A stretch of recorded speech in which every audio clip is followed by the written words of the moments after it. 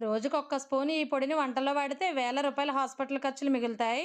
నా వందల కొద్ది వీడియోల్లో నేను వాడి ఈ పొడి రెసిపీ చెప్పండి అక్క అని అడుగుతున్నారు కదా!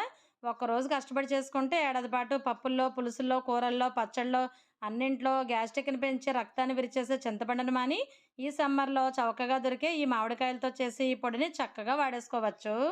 ఇన్ని హెల్త్ బెనిఫిట్స్‌నిచ్చే ఈ మామిడికాయ పొడి కోసం పచ్చిగా ఉండి, పుల్లగా ఉండే మామిడికాయలని ఒక 50 కాయలు తీసుకొని, కాసేపు నీళ్ళల్లో నానబెట్టి ఇలా ఒక క్లాత్ పైన వేసి ఆరబెట్టుకోవాలి.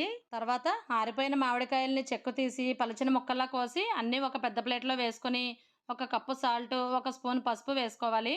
కొద్దిగా ఎక్కువ తక్కువైనా పర్వాలేదు. ఇవన్నీ బాగా కలిపి వెంటనే ఎండలో ఒక కవర్ పైన పలుచగా పరిచి ఎండబెట్టుకోవాలి. పైన ఏదైనా క్లాత్ కప్పితే దుమ్ము, ధూళి పడకుండా ఉంటుంది. ఎండను బట్టి 2, 3 రోజుల్లో ఈ మామిడికాయ ముక్కలు చక్కగా ఎండిపోతాయి. తర్వాత వంటల్లో సులువుగా వాడుకోవడానికి మిక్సీ జార్‌లో మెత్తగా గ్రైండ్ చేసేసుకొని, పురుగు పట్టకుండా నిలవ ఉండటం కోసం ఇంకొద్దిగా పసుపుని వేసి బాగా కలిపి ఇలా బాటిల్‌లో స్టోర్ చేసుకుంటే సంవత్సరం అంతా పాడవకుండా అన్ని రకాల వంటల్లో చింతపండుకు బదులుగా చక్కగా వాడుకోవచ్చు. ఇలా పొడిలా కాకుండా ఈ వరుగుల్ని నీళ్లు పోసి నానబెట్టుకొని చింతపండు రసంలా కూడా వాడుకోవచ్చు.